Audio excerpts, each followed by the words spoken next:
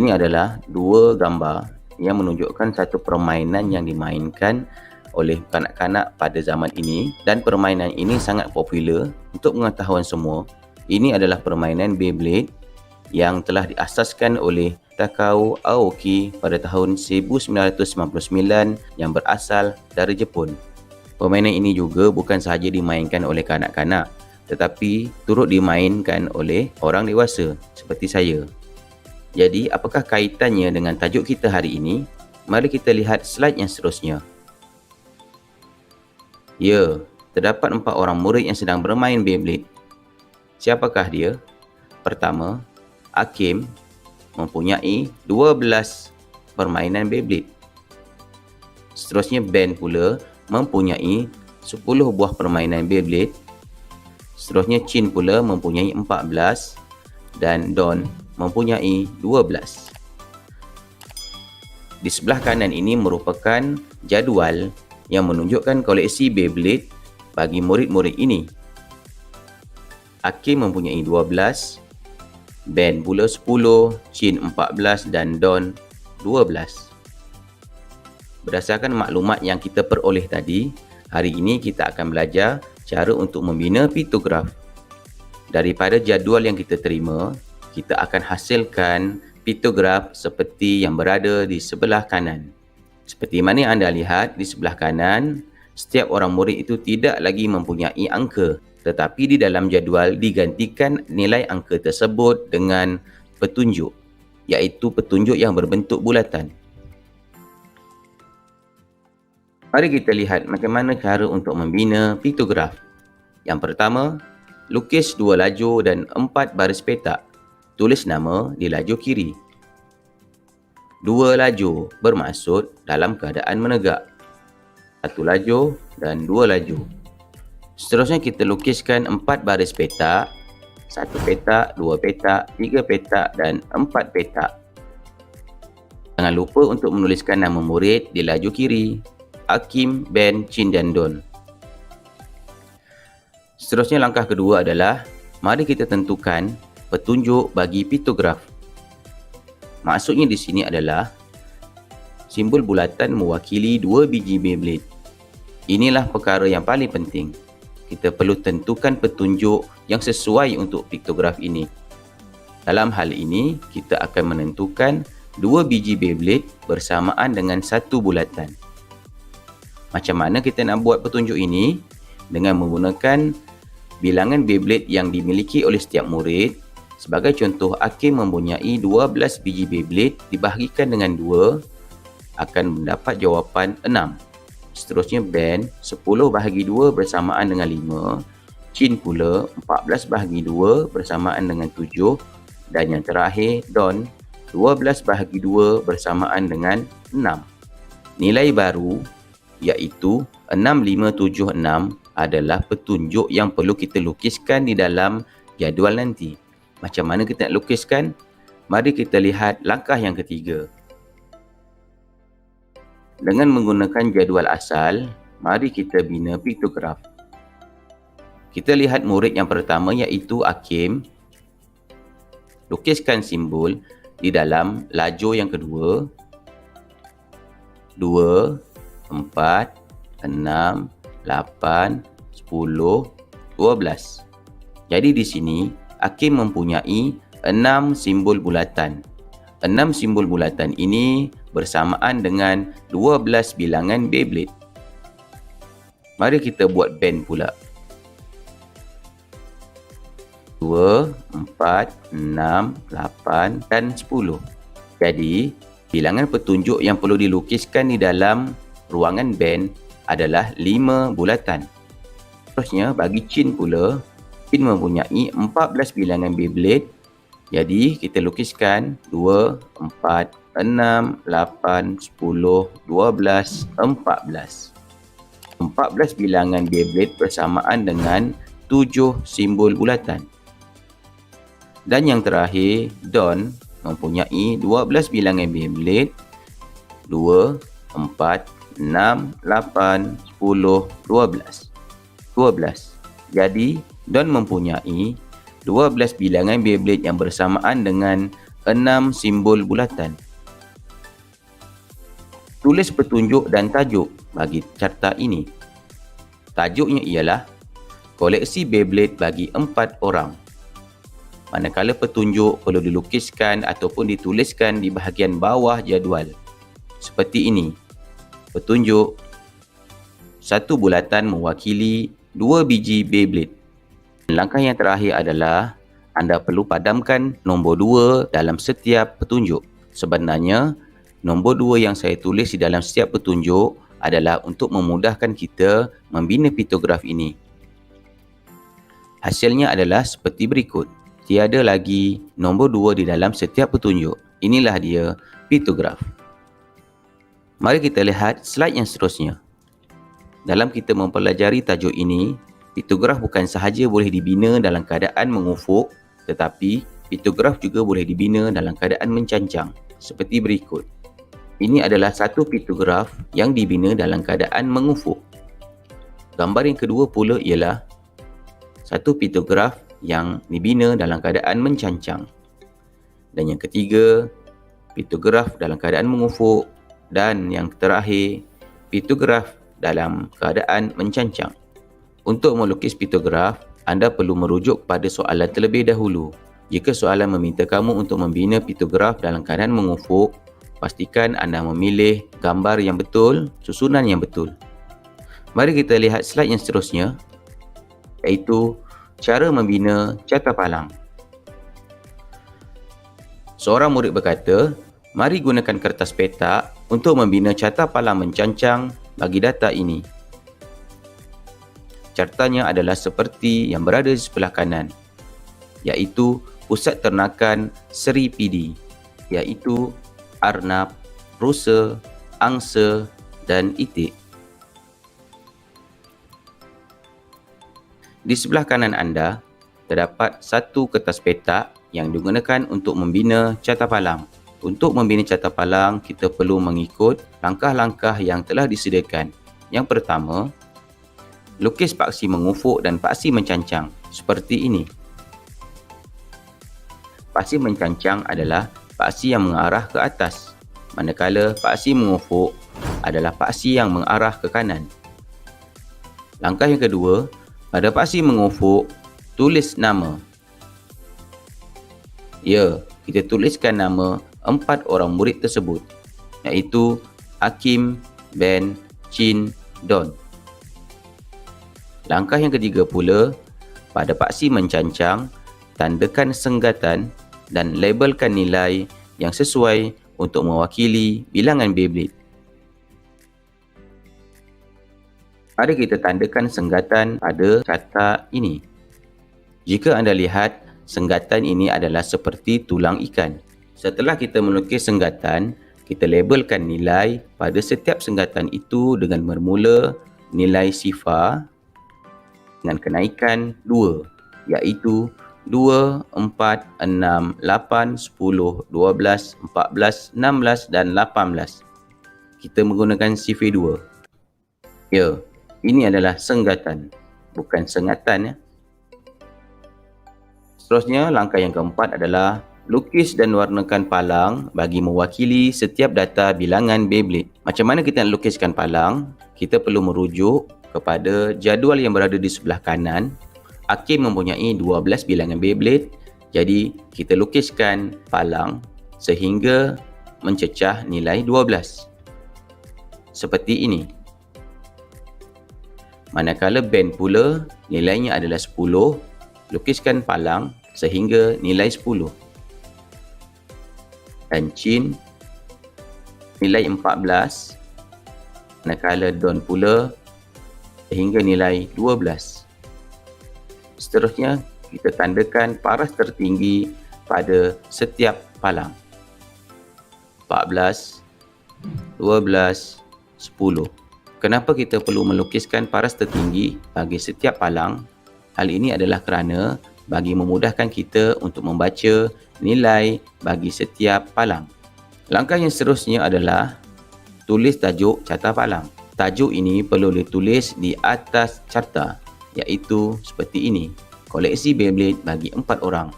Langkah yang keenam, Labelkan bilangan pada paksi mencancang. Pada carta kita labelkan bilangan pada paksi yang menegak seperti ini. Manakala langkah yang ketujuh adalah labelkan nama pada paksi mengufuk. Tuliskan perkataan nama pada paksi mengufuk seperti ini. Nampaknya kita telah pun berjaya membina satu carta palang yang lengkap. Sekiranya terdapat satu elemen yang tidak ditulis dan dinyatakan, carta anda tidak lengkap dan pembaca sukar untuk mentafsirkan carta anda. Baiklah, sampai di sini saja perkongsian cikgu pada kali ini. Pada video yang seterusnya, cikgu akan menunjukkan cara bagaimana ingin melukis piktograf dan carta palang yang melibatkan nilai separuh. Oleh itu, jangan lupa subscribe, share dan like channel cikgu. Jumpa lagi pada video yang seterusnya. Selamat maju jaya. Assalamualaikum warahmatullahi wabarakatuh.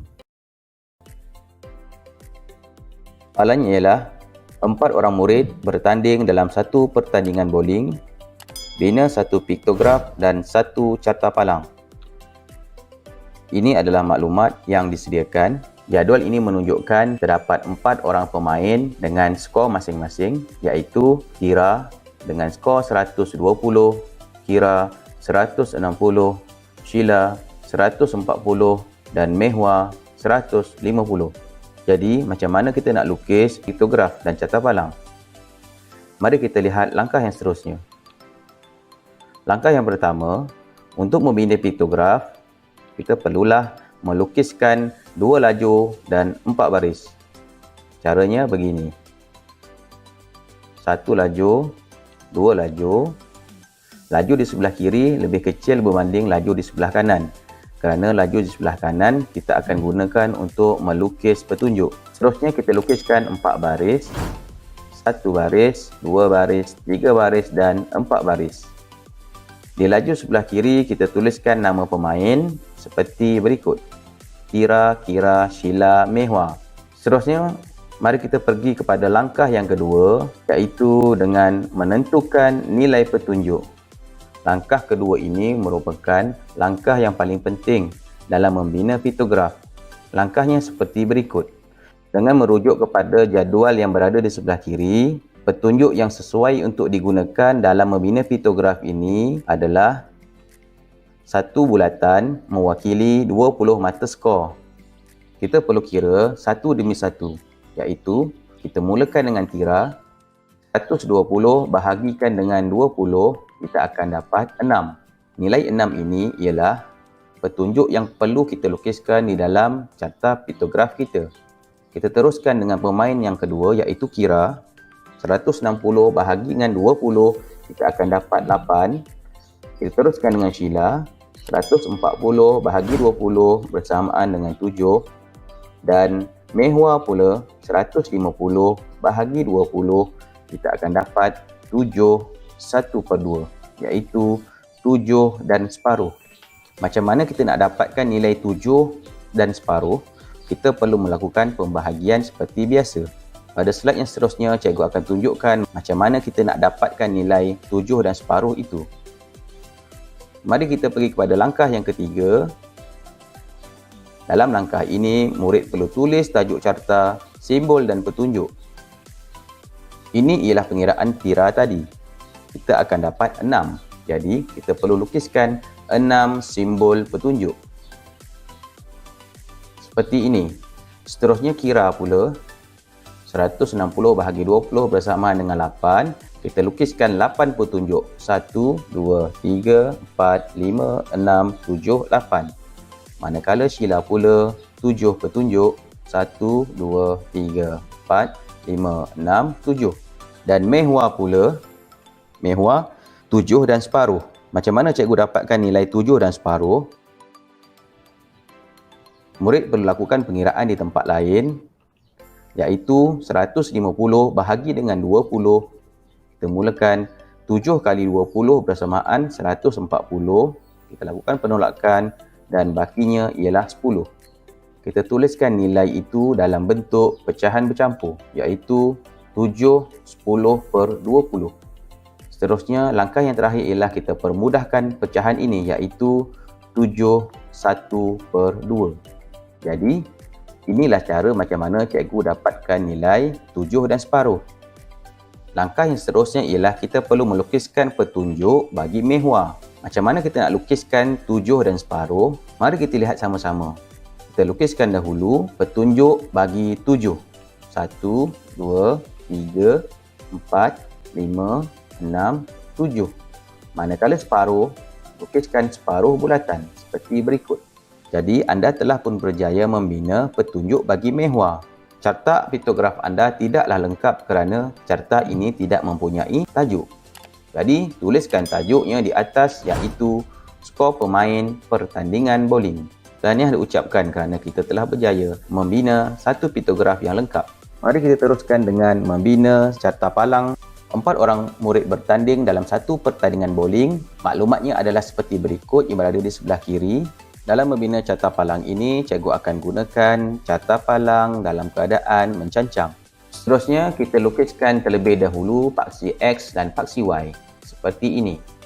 Kemudian, kita tuliskan nama-nama pemain pada paksi X bermula dengan Tira, Kira, Sheila dan mehwar. Seterusnya, kita lukiskan senggatan pada paksi Y. Seperti mana yang telah saya tunjukkan sebelum ini, senggatan boleh digambarkan seperti tulang ikan. Untuk membina satu carta palang yang baik, kita perlu menentukan nilai pada paksi Y. Kita perlu tentukan nilai pada setiap senggatan. Jadi, untuk carta ini, saya tetapkan setiap senggatan mempunyai kenaikan nilai sebanyak 20. Kita mulakan dengan nilai sifar. Sifar 20, 40, 60, 80, 100 sehinggalah 160. Seterusnya langkah yang kedua ialah lukis palang dan tulis label. Kita mulakan dengan Tira. Palang bagi Tira dilukis sehingga 120. Seterusnya Kira pula 160, Sheila pula 140, manakala mehwar pula 150. Jadi kita lukiskan palangnya seperti berikut. Pada kemuncak palangnya, pastikan palangnya mencecah nilai 150. Kemudian, kita tandakan pada kemuncak setiap palang itu dengan satu tanda paras. Seperti yang telah saya tunjukkan bagi Tira. Seterusnya, Sheila. Seterusnya, kita lihat kepada mehwar. Paras kemuncak bagi mehwar adalah seperti berikut, iaitu 150.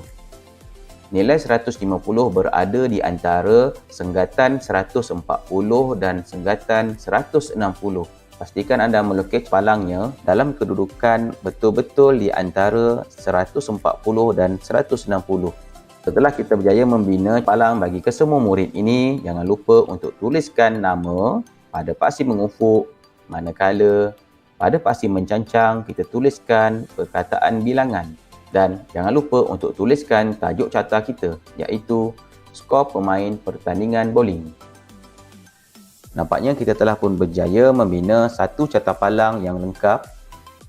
Cikgu rasa sampai di sini saja perkongsian cikgu pada kali ini. Pada video yang seterusnya, cikgu akan kongsikan tentang tajuk, cara mentafsir, piktograf dan carta palang. Jangan lupa like, subscribe dan share. Kita jumpa lagi pada masa akan datang. Selamat maju jaya. Assalamualaikum warahmatullahi taala wabarakatuh. Rajah menunjukkan satu piktograf dalam keadaan mencancang. Jika anda dapat maklumat seperti ini, pastikan anda melihat kepada petunjuk yang berada di bawah, iaitu satu bentuk segitiga mewakili 20 orang murid. Di sini ada seorang murid perempuan, kira bilangan murid yang berbasikal untuk setiap tahun.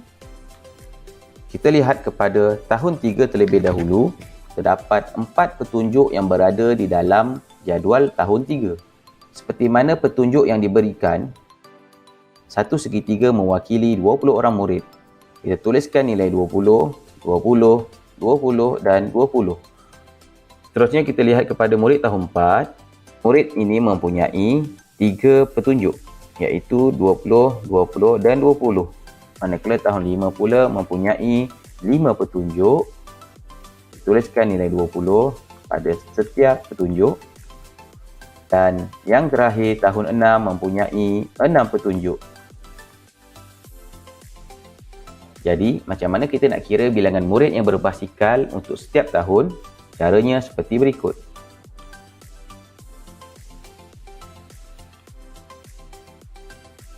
Baiklah, kita perlu kira tahun demi tahun. Tahun 3 mempunyai 4 kumpulan 20-20. Jadi jawapannya ialah 80. Tahun 4 pula, 3 kumpulan 20-20. Jadi jawapannya ialah 60. Tahun 5 pula, kita ada 5 kumpulan 20-20. Jadi jawapannya 100. Manakala tahun 6, kita ada 6 kumpulan 20-20. Bersamaan dengan 120. Setelah kita mengira jumlah bagi setiap tahun, kita tuliskan nilai-nilai yang kita telah peroleh tadi pada setiap tahun. Kita mulakan dengan tahun 3. Tahun 3 mempunyai 80 orang murid yang berbasikal ke sekolah. Manakala tahun 4 pula mempunyai 60 orang murid yang berbasikal ke sekolah. Tahun 5 mempunyai 100 orang murid. Manakala yang terakhir, tahun 6 mempunyai 120 orang murid. Jadi, dalam menjawab soalan matematik, kita perlu buktikan melalui pengiraan. Tanpa pengiraan, kita tidak dapat menjawab soalan yang diminta oleh murid ini. Mari kita pergi kepada soalan yang seterusnya.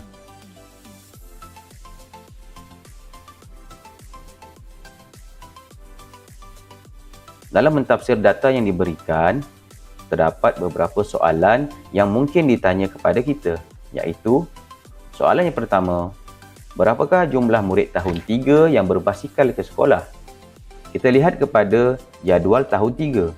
Dalam jadual tahun 3, terdapat 80 orang murid yang berbasikal ke sekolah. Seterusnya kita pergi kepada soalan yang kedua, iaitu murid tahun berapakah yang paling sedikit berbasikal ke sekolah? Murid yang paling sedikit.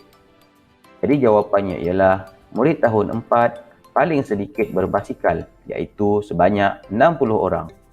Kita pergi kepada soalan yang ketiga.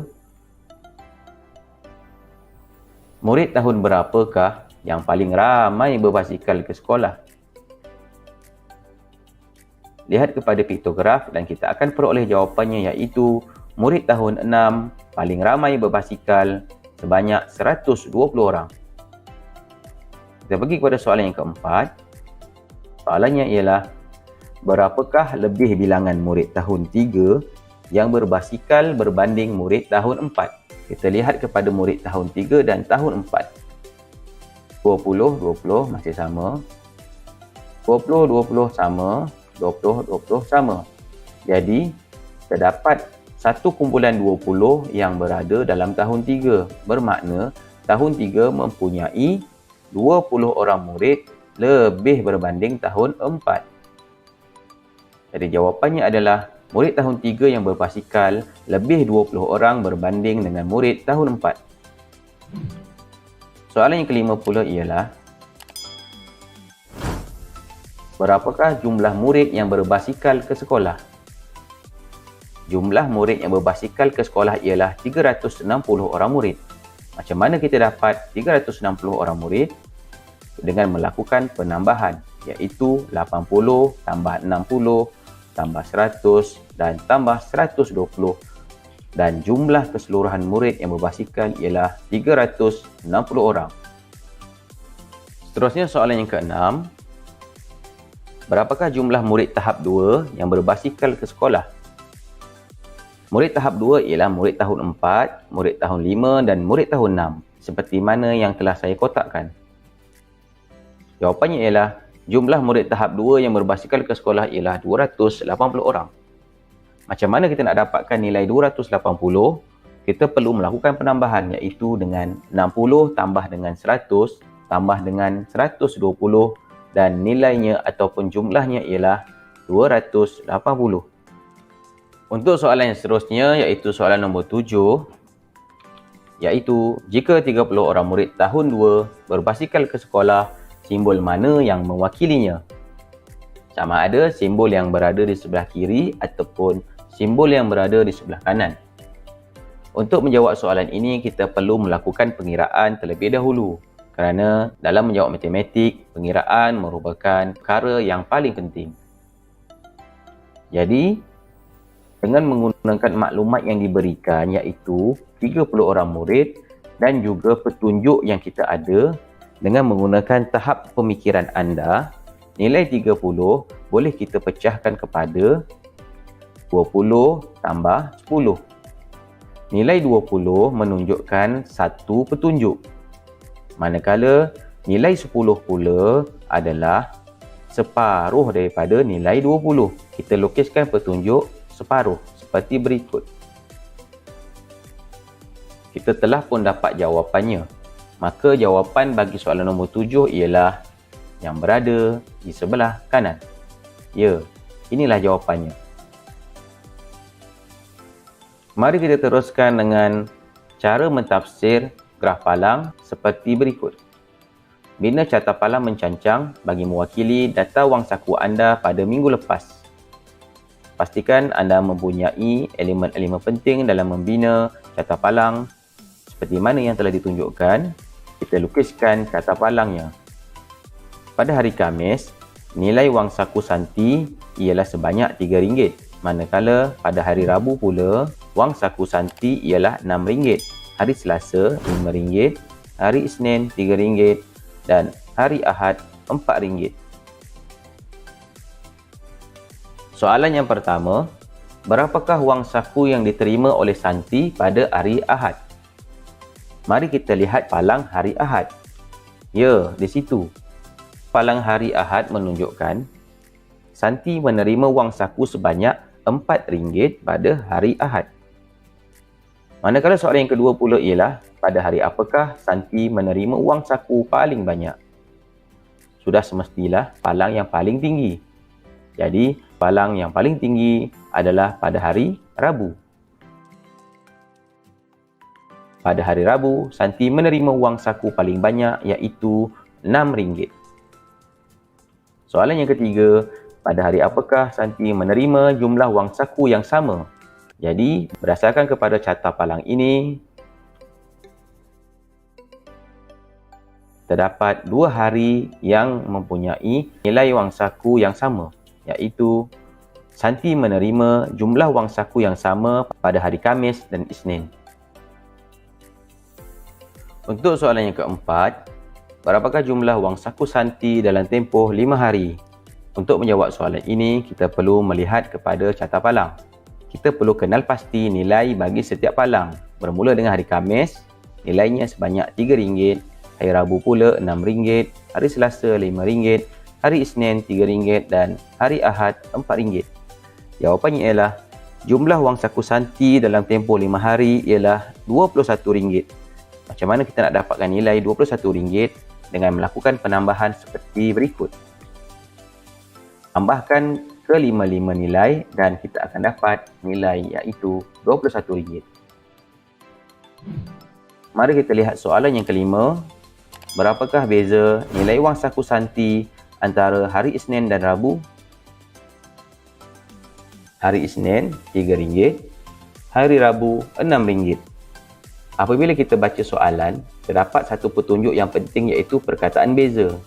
Beza ini merupakan operasi tolak. Jika kita baca pada soalan, soalan meminta perbezaan di antara hari Isnin dan hari Rabu. Isnin RM3 dan Rabu RM6. Biasanya murid akan melakukan penolakan 3 tolak 6, sedangkan 3 tolak 6 tidak dibolehkan dalam operasi penolakan. Jadi jawapannya ialah beza nilai wang saku Santi antara hari Isnin dengan Rabu ialah RM3. Macam mana kita lakukan penolakan? Iaitu dengan cara berikut. RM6 tolak RM3 bersamaan RM3.